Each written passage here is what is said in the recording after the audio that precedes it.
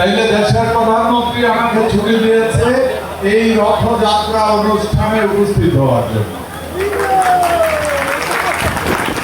তার অর্থ আপনারা বুঝতে পারছেন, বর্তমান সরকার এদেশের প্রতিটি নাগরিকের ধর্মীয় স্বাধীনতার প্রশ্নে কোন ধরনের চিন্তা ভাবনা করে। এদেশ আমার, এদেশ আপনার, এদেশ আমাদের। বাংলাদেশের ইতিহাস, কুমিল্লার ইতিহাস, হাজার বছরের ইতিহাস। হিন্দু, মুসলিম, বৌদ্ধ, খ্রিস্টান নিজের ভাইয়ের মতো তাদের কাজ মিলিয়ে আমরা জীবন যাপন করেছি, আমরা এখনো করে যাচ্ছি।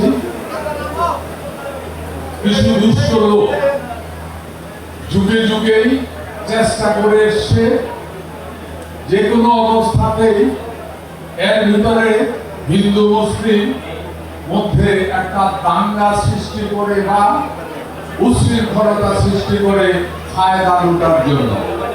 কুমিল্লার ইতিহাসে এমন ঘটনা দুই একবার যে হয়নি তা না, কিন্তু কুমিল্লার সচেতন মানুষ সচেতনতার কারণে ওই ধরনের কোনো অপকর্ম কুমিল্লাতে ভালোভাবে করতে পারেনি।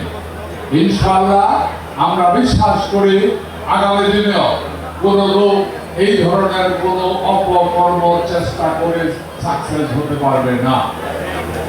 আমরা এবং আমাদের আগামী প্রজন্মের কাছেও আরেকটা সুন্দর কুমিল্লা, সুন্দর বাংলাদেশ উপহার দিয়ে যেতে চাই।